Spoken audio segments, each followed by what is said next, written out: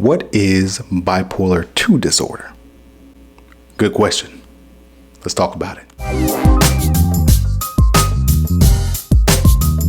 Hey, I'm Dr. McCleary, licensed clinical psychologist and Navy veteran, and I make mental health videos for veterans and their families. In this video, I'm going to talk about what bipolar II disorder is, and it may not be just a lesser version than bipolar I disorder. In order to understand what bipolar II disorder is, you have to understand the building blocks of bipolar I and bipolar II. Those building blocks are certain types of episodes that a person can experience when they have bipolar I disorder or bipolar II disorder. I explained these in another video that is about bipolar I disorder, and I'll link that down in the description. Those episodes are depressive episodes, manic episodes, and maybe a new term for you, hypomanic episodes. Let's start with defining the depressive episodes, which is probably the most familiar and arguably the easiest to explain. In order for a depressive episode to happen, an individual must be experiencing 5 or more of the following symptoms in a 2-week period. At least one of those symptoms has to be depressed mood or something called anhedonia. Those symptoms start with depressed mood most of the day, nearly every day, characterized by sad mood, feeling empty inside, or feeling hopeless. The second one is that anhedonia that I was talking about. And if you want to learn more about anhedonia, I made a whole video on it, and I'll link it down in the description. What anhedonia is markedly diminished or even the elimination of pleasure in doing multiple things. Think about when you do something that you used to enjoy, but somehow seem to not enjoy it anymore. That's what anhedonia is. The next is significant weight gain or weight loss. Usually what we're talking about is about 5% of somebody's body weight. Hypersomnia or insomnia. In other words, sleeping way too much or not sleeping enough. Psychomotor agitation or retardation. Sometimes this looks like slowing down, whether that's in kind of your body or your speech, to the point where other people could notice. Fatigue or loss of energy most of the day. Feelings of worthlessness or inappropriate guilt. The next one is difficulty concentrating. And the last possible symptom is recurring thoughts of death or wanting to harm yourself in some way. Maybe wishing you weren't here anymore. Sounds pretty rough, right? Those are the symptoms of a depressive episode. Some of you who are familiar with the diagnosis of major depressive disorder might have found that some of those symptoms are very familiar to you. And that's because they're the same. Now, the next episode that we're going to talk about is part of the reason that somebody might have all those symptoms of major depressive disorder, but actually have bipolar I disorder. If you're getting value out of this video, go ahead and hit that like button. The next episode that I want to talk about is a manic episode. And this is not fun. A manic episode is characterized by elevated energy, irritability, specific goal-directed activity, and it can get to the point where somebody has to get hospitalized because their thoughts are racing and maybe they're actually putting themselves in dangerous situations. When this mood and energy change happens for at least 1 week, and the symptoms are occurring nearly every day, most of the day, then we may be looking at a manic episode.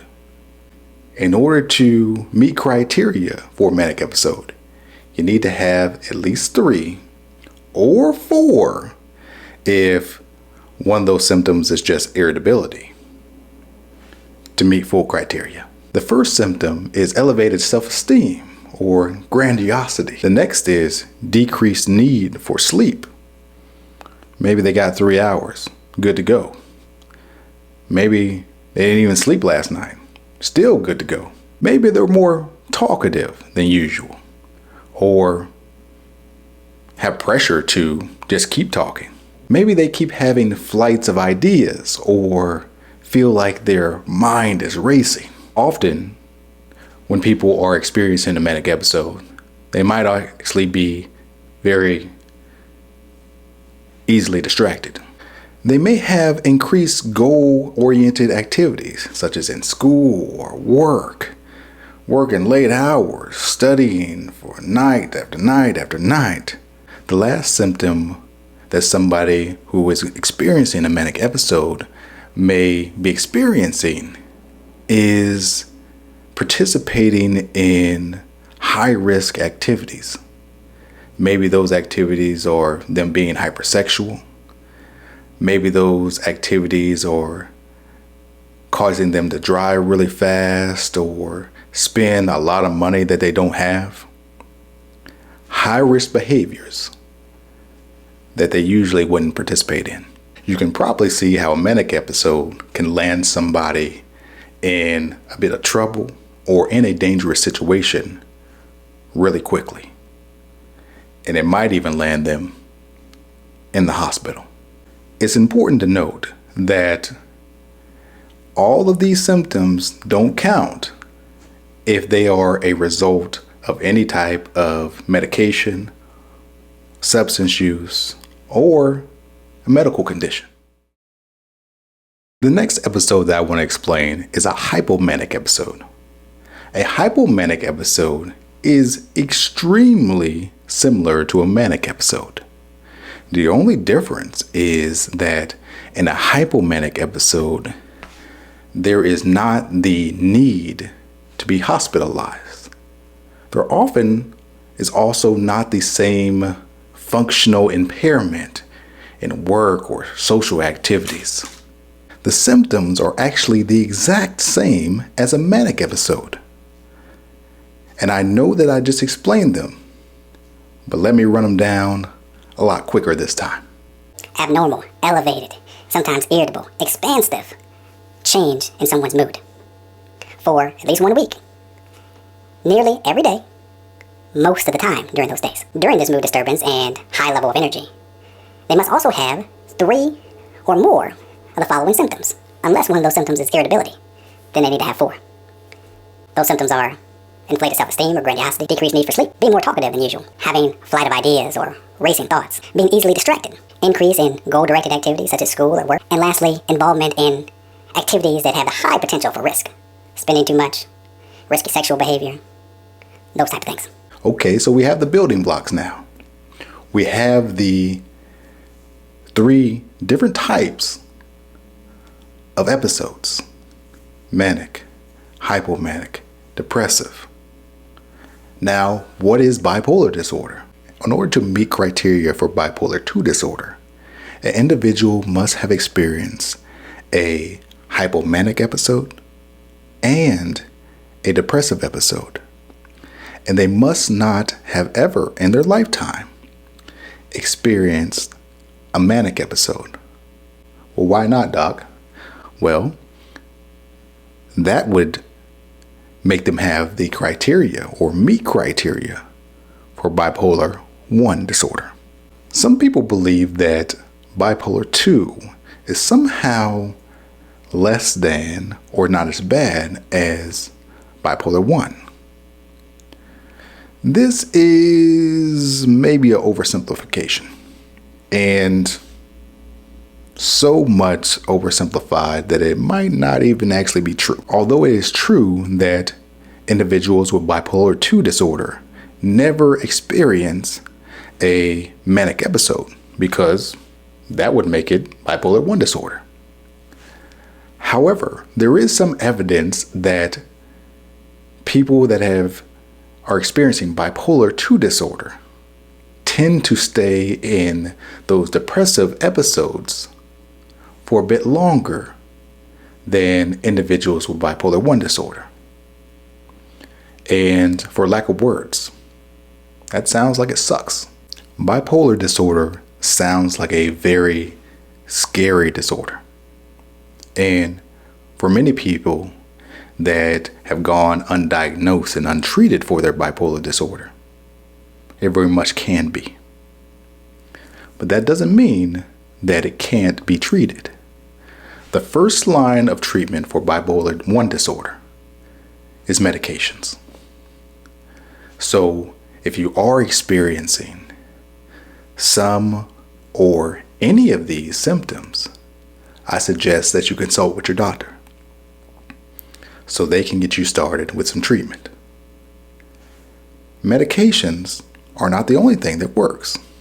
Although medications are the first line of treatment for bipolar I disorder, cognitive therapies can also be very helpful in identifying the symptoms, catching them early, recognizing when you may or may not be going into a certain type of episode, being able to communicate with the people around you so they can help recognize when you're going into a particular episode. That way you can prepare for it. Here's a thought. If you can recognize that you're about to go into a hypomanic or manic episode, and you have a history of overspending when you are in one of those episodes, well, what you could do, give your credit cards to a family member or trusted friend. Those type of treatments aren't solved with just medications. There may be some therapy that needs to be had in order to fully help you live with bipolar I disorder, or really any type of disorder. So that in a nutshell is what bipolar II disorder is. Not one, but two. If you've been experiencing any of these symptoms related to bipolar II disorder, I suggest that you consult your physician or your therapist if you have one, and let them know these symptoms that you're experiencing. The important thing about diagnosis and proper diagnosis is not putting a label on somebody. The important thing on properly diagnosing somebody is so we actually know how to treat you.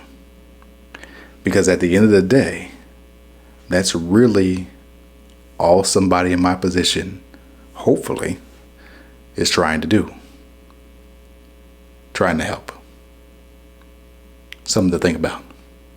If this video was helpful for you, and I hope that it was, please like it, or consider subscribing to my channel if you want to learn more about mental health. But more important than that, if this video was helpful for you, then that means it can probably be helpful for another veteran or another friend or family member of a veteran. So I ask that you share it with them. Because at the end of the day, that's really what all this is about. One veteran trying to help another.